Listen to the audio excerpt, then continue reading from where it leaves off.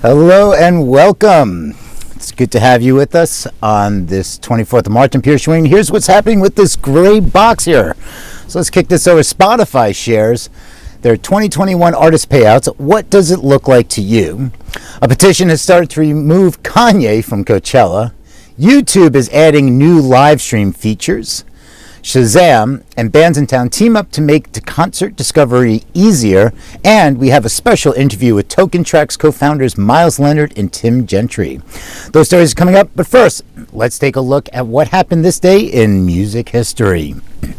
All right, so we honor those who have passed away on this day, born on this date, and some maybe some fun, interesting tidbits.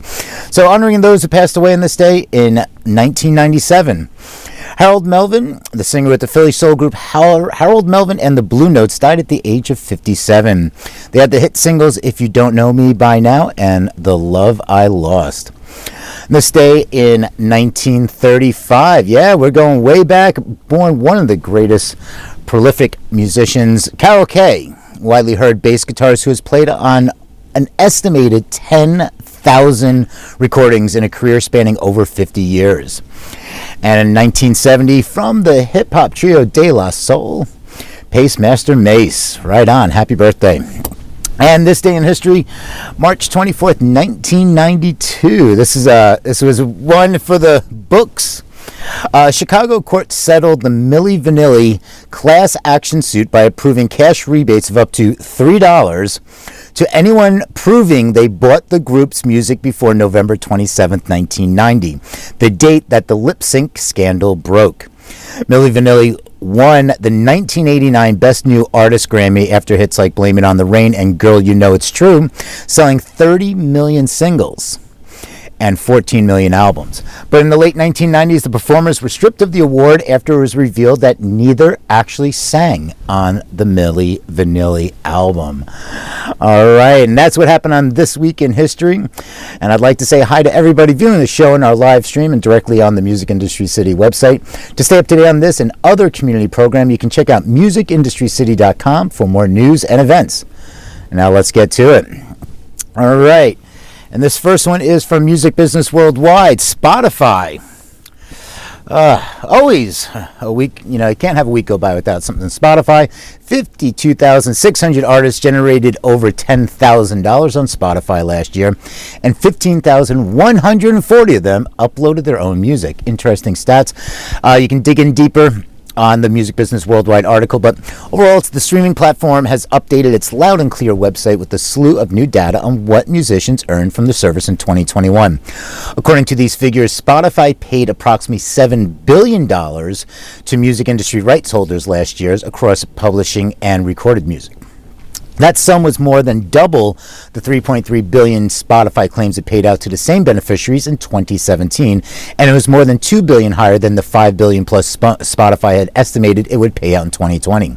Spotify, for example, now claims that 52,600 musicians have earned over $10,000 on their platform in 2021. Spotify also reports that 15,000 of these 52,000 artists, or roughly 28%, uploaded their own music through platforms such as TuneCore, CD Baby, and DistroKid. Spotify divides the number of artists that reached certain revenue thresholds in 2021 into several groups. According to the Loud and Clear website, among the 52,000 artists who earned more than $10,000 last year, the breakdown is as follows. A little over 16,000 artists earned more than $50,000. A little over 9,000 earned more than $100,000. Just north of 2,000 artists earned more than $500,000. And 1,040 artists earned more than $1 million. The 52,600 figure for artists earning $10,000 or more is up over the corresponding figure in 2020. Note that Spotify has updated some of those 22 statistics that were previously provided on the original Loud and Clear website. Furthermore, the 52,000 figure is more than double the number of artists earning $10,000 or more in Spotify in 2017. Right on. All right, let's get those numbers higher. All right, petition. This is always interesting. A petition to remove Kanye West from Coachella passes 35,000 signatures. A petition calling for the artist formerly known as Kanye West to be removed off the Coachella program in 2022 has been put into effect. Coachella and other businesses, they say, should be ashamed of themselves for continuing to engage with Ye, according to Carmelo Marie, the organizer of the Change.org petition, which is led by a Kim Kardashian and Pete Davidson Instagram fan account. According to the petition summary, Ye has recently, quote, been threatening bodily harm to others. As of earlier this week, the petition had 35,550 signatures with a goal of 50,000. According to Complex, Change.org's most recent analysis of the Ye Coachella petition revealed no irregular activity as of Tuesday. Coachella will return in April with Billie Eilish, Swedish House Mafia, and Harry Styles among the headliners. While Ye previously threatened to pull out of the Coachella slot due to a viral video of Eilish stopping her show to assist distressed fans in the audience, which he perceived had a Travis Scott connection, the latest focus comes amid a larger controversy surrounding Ye's recent social media activity. He was recently suspended from the Meta-owned site Instagram, and his offer to perform at the 2022 Grammys was withdrawn due to concerning online behavior. So far, all has been quiet on the Ye front, with his social media accounts remaining inactive as of today. All right.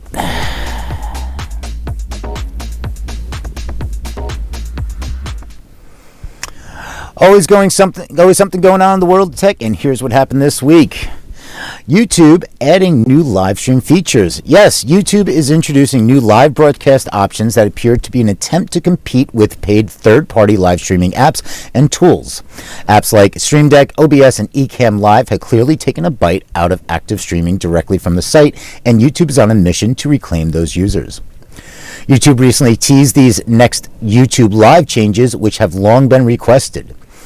The most significant new feature is probably Live Guests, which, as the name implies, allows artists to invite a visitor to their live stream. The creator only needs to give a URL, according to YouTube. They say, before going live to their viewers, the host creator will be able to create a live stream, invite and screen their guests. Keep in mind, though, that the guest channel and user details will be masked during the live stream. All analytics remain available to the host, but guests will not be able to access them. Then there are live rings, which help to better alert viewers when a channel goes live. When you see the identifier, you can join the stream by clicking through. Finally, there is also a concept known as cross-channel live redirects. YouTube claims that creators with at least 1,000 subscribers can use a feature called Live Redirect to direct their viewers from one live stream to premiere onto another on their own channel. However, they are unable to direct their audience to a live stream or premiere presented on another channel. Creators with at least 1,000 subscribers and no active community guidelines strikes will be able to direct their audience to a live stream or premiere broadcast on a different channel with the launch of this feature. This implies that if you have a guest on your broadcast, they will be able to divert their following to your feed, which was not previously feasible. The new features aim to keep creators on the platform rather than using anything else, as always with YouTube. And third-party streaming systems provide far more than what is seen here, but these capabilities help to level the playing field. And one of the great things about Twitch is the raid functionality. So you can have your entire community and your fans. You can go raid a channel. So this is what YouTube's doing. And this is really good. I like this, the fact that you can easily just bring somebody up onto the screen. So I like this. We're going to see how it even goes further. All right. Let's talk about Shazam here. Okay. You can now Shazam and find concerts. Yes, and this is from Digital Music News. Shazam app now has concert discovery feature, and this is working worldwide. Shazam, which is Apple's music discovery app, has gained an additional concert finding features. And here's what is new on the app. When users Shazam a song, they will be presented concert information and available tickets for forthcoming shows in their area. Users can also explore an artist's Shazam page to see additional tour dates, timings, and locations for forthcoming concerts. The entire event takes place within the Shazam app. Bands in Town, a robust event suggestion and artist discovery engine, powers Shazam's new features. Bands in Town's managing partner Fabrice Surgeon said, As live music returns, we are on a mission to help artists get more visibility for their live shows. Pent-up demand from fans eager to go back to concerts is being met by an unprecedented level of live shows from artists on tour. Shazam has now over 225 million monthly active users who listen to 1 billion songs each month. Since its beginning, Shazam has served over 50 billion music recommendations, and the popularity of an artist on Shazam can be a strong predictor of future hits. The new concert pages may be found on the Shazam iOS and Android apps, as well as Shazam.com. Bands in Town for Artists allows artists to make their information available to Shazam.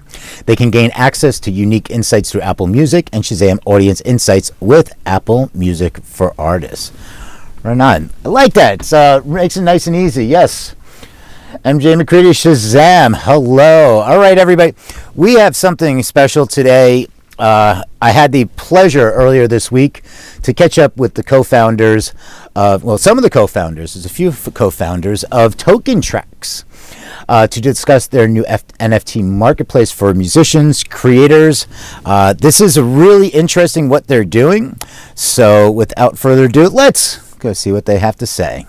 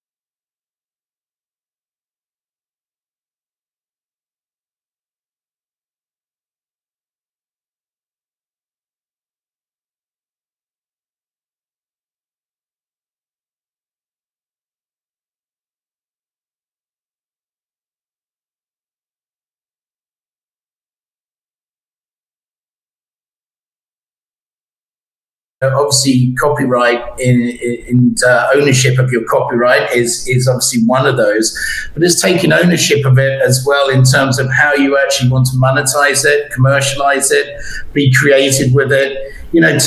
Genuinely take ownership of it. And I think that, artists and talent are getting smarter and smarter in this industry, and they're understanding the value of their rights in their music and understanding the value of their reach in terms of their audience. So I think taking ownership now, as opposed to looking at the Web 2 format, which is, quite a passive and quite sort of archaic way of sort of monetizing your copyrights in the industry, not necessarily, unless you're one of the higher echelons of the artist, as rewarding. So own your sound, take ownership of it, be innovative with it, be creative with it, and monetize it as best you can. Yeah, and then from the collector's point of view, then obviously NFTs give collectors opportunities to own music for the first time really in a long time, in terms of sort of mainstream adoption, where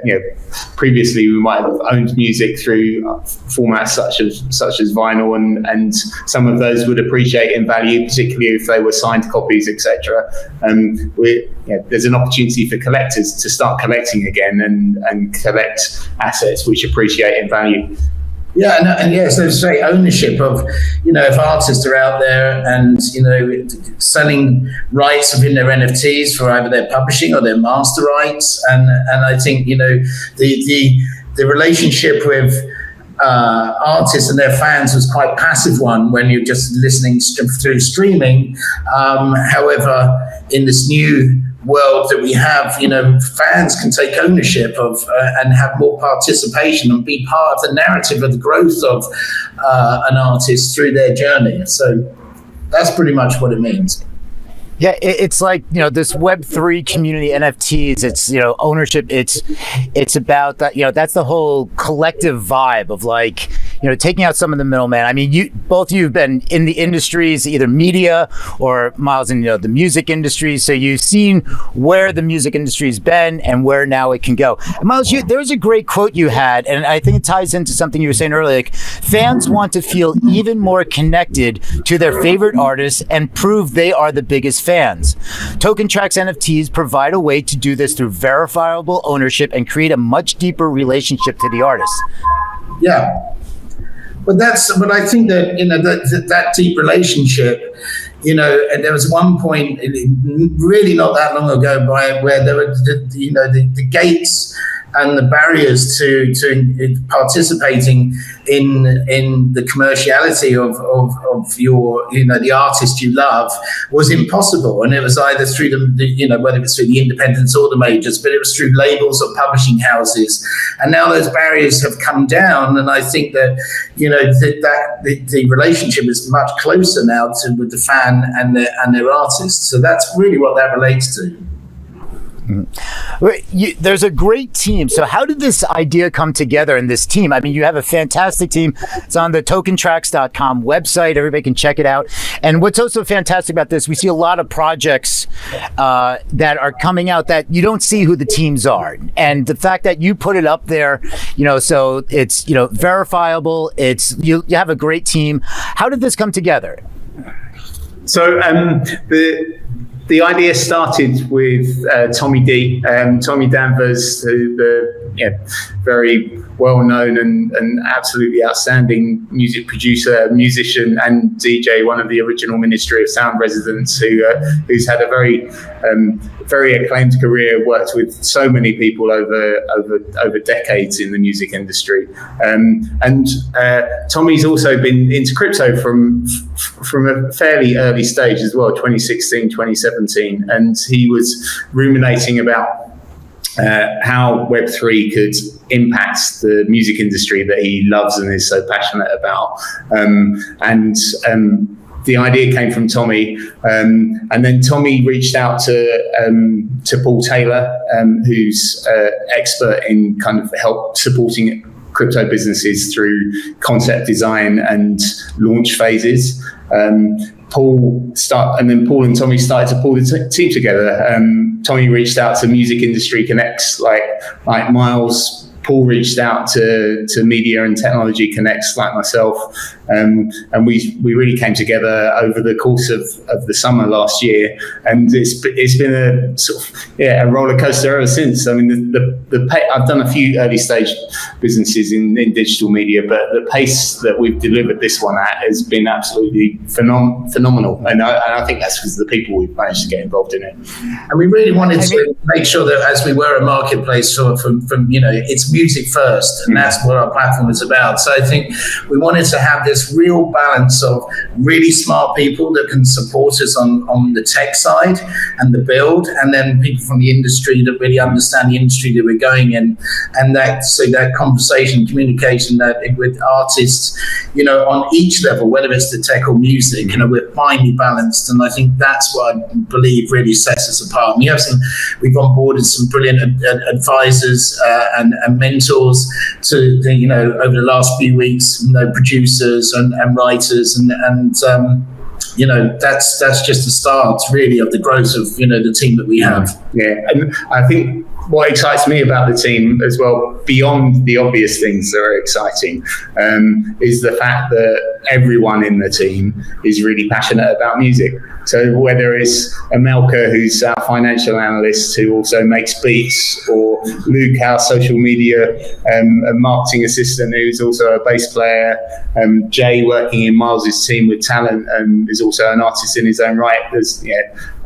We've all touched music in some shape or form as DJ, musician, producer, and Tommy and I had a relationship anyway when I was at Parlophone and Warner's, and using and engaging with Tommy as a writer and a producer on some of the projects I worked on there. So I've known him as a real passionate music person for years. So it was great to actually be working with him in a very different context.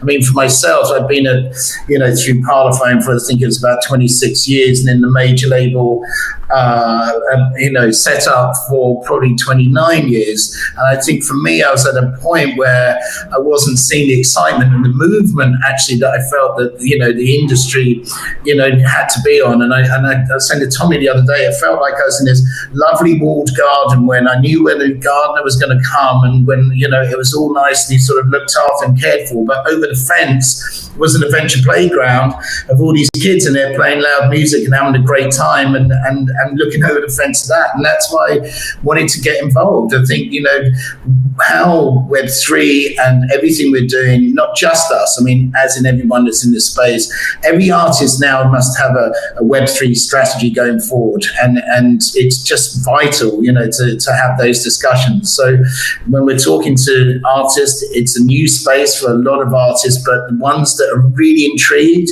and want to be the first into the market, but not just first, they want to understand it and they want to actually get the best out of it. And I think it's really important. Anyone just coming into this space who thinks they're just going to come in and drop an NFT in this space and it's going to be some cash grab, it's not going to work. We're talking about 3 to 6 to 12 month strategic plans for them, and that's why I think we give that real support and personal support at Token Traxx. Mm-hmm. Fantastic. I mean, this community, the NFT community, it's a wild community. It's fun. It's like there's so much excitement there. And a year, we've been, going at 1,000 miles an hour, and it seems like we've also aged that much in the last year. It's like if you've been in a year, you're like, oh, gee, you're old school now. That's right. But the streaming strategy was a 10-year adoption process, and I believe that this, although it moves very, very quickly, I think people understanding crypto, understanding blockchain, understanding all the incredible creative and innovations coming from Web3, it's probably going to be the same, although we are moving very quickly. But right on. Well, speaking of like a lot of the innovations, and part of like the the Web3 community is also about tokens, and you have the Traxx token, and you had a public sale just the other day, and there was a lot of excitement behind it. And can you tell us how that went? I know it's exciting. So my first one, I think some people in the team like Jitin, our CTO, and Brian, our CFO, have launched numbers of tokens before. But yes, my first rodeo here, and it was a roller coaster. It was great fun. There was loads of work to do. There's so much that has to happen behind the scenes in terms of sort of managing the whitelist sale and organising all the relationships with the exchanges. We had so many announcements going on last week as well, as we were sort of coming up in the run up to the public sale, which I'm sure Miles will touch on in a minute, because there's just so much great news about the support we're getting in the music industry. So it was a rush, basically. It was a full on, 2-week intense final sprint of 15, 16-hour days, finished at 2 a.m. on Sunday, but delighted with the impact. We sold out the first, the Traxx token sold out its first whitelist by 1 p.m. on Monday 21st, and then we opened on the exchanges Ascendex and Bitmart at 6 p.m. And we're a long-term project. We're not a pump and dump, so we haven't seen that. We've seen some modest increases in valuation so far, but we're very, very happy with the response from the community and the number of people that are getting behind us. What does the Traxx token provide? What for owners and everybody that's in the Token Traxx ecosystem? Yeah, so Token Traxx, the Token Traxx is first of all a marketplace, but really what that marketplace provides is the opportunity to create a membership economy for artists who are partnering with us. So artists can build closer relationships with their audiences and memberships with them. And also it's hard. Token Traxx is a membership economy. So the Traxx token is the token of utility in that membership economy. So the more users hold of Traxx tokens, then the better rewards they'll get. So and those rewards are everything from early access to NFT drops to live experiences and physical merchandise. And then the other aspect is that it's the primary token of exchange on the marketplace, so people can buy NFTs using the Traxx token. Well, and you mentioned marketplace, and I know you have a big event happening. There's a big announcement coming up, and can you tell us a little bit more about this marketplace? So we're going live in beta on Monday, the 28th. So in just a few days' time.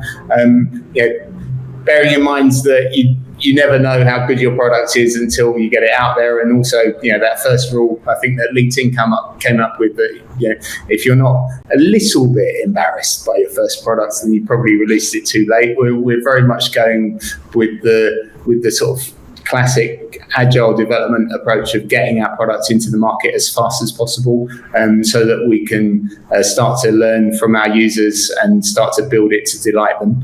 The first products that come out in terms of NFT drops will be by artists that most people won't have heard of. Miles can probably talk a little bit about the lab. Yeah, I think say that just want to make sure that we've actually tested the platform, and we've got people that are happy to work with us on that. I mean, the lab are two young producers and writers, UK sort of beats and hip hop, and they provided us just a number of beats and some particular piece of artwork to run with that. Tommy D is actually also providing us some of his work that he's been creating in the studio, and again, we're really just making sure we're getting all the sense checks in place and the functionality is actually working as it is before we then move on to our first tier of artists as well. And then the first tier of artists we're going to be working with is a guy called Rat Boy, who's got some incredible ideas, and is an artist in his own right, signed to Parlophone. And we're also working with a young, great songwriter and electronic artist called Max Rad, who we're very excited by, and he's got some brilliant visual and audio ideas as well.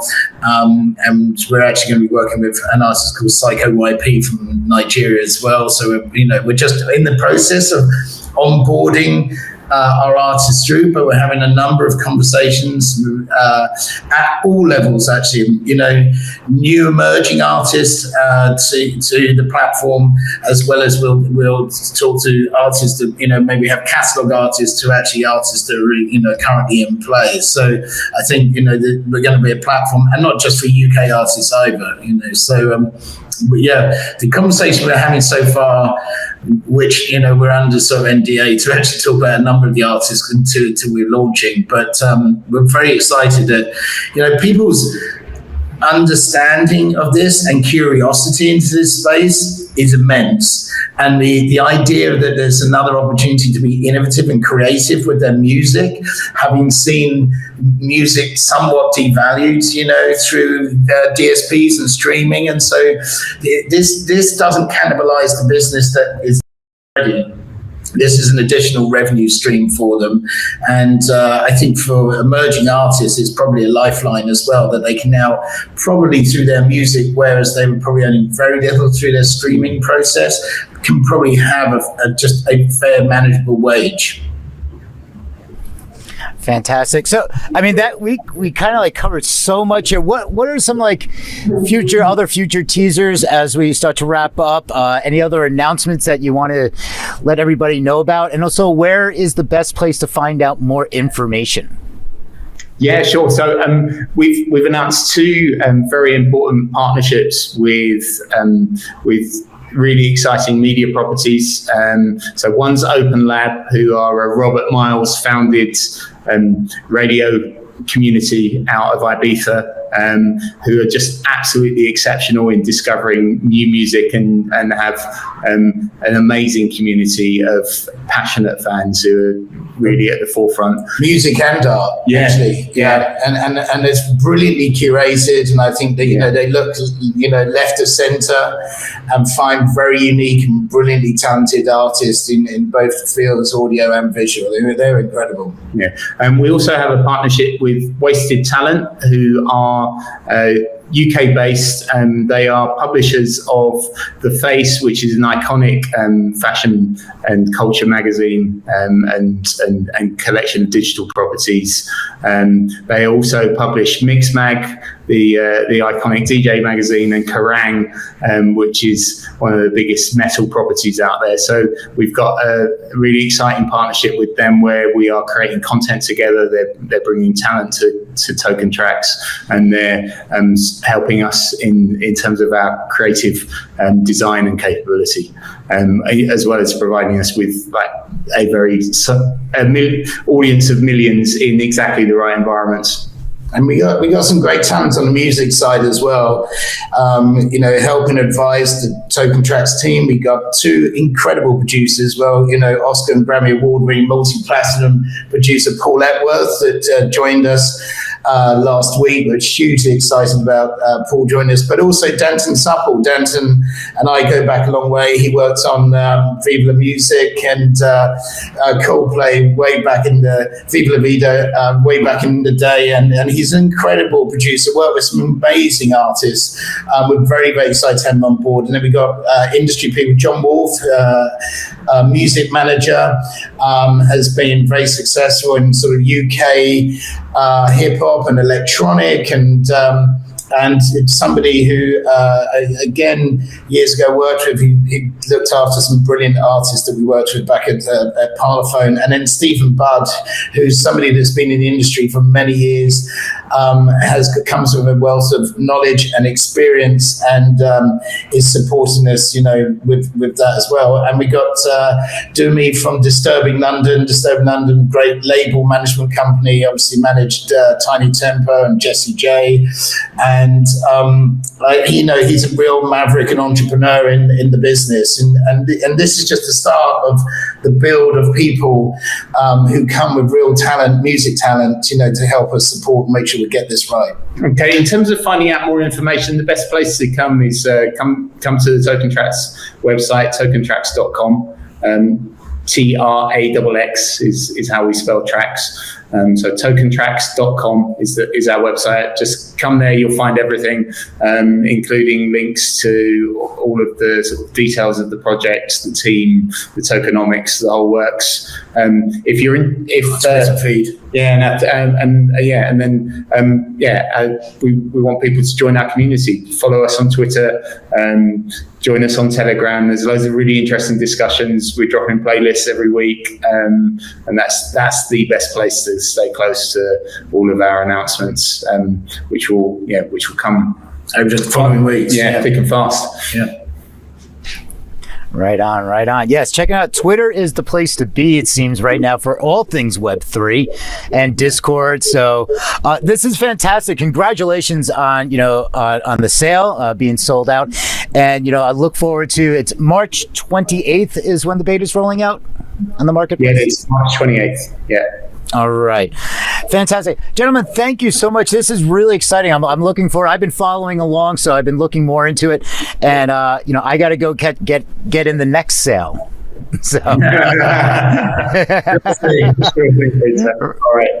Great to see you. Thank you very much. Cheers. Yeah.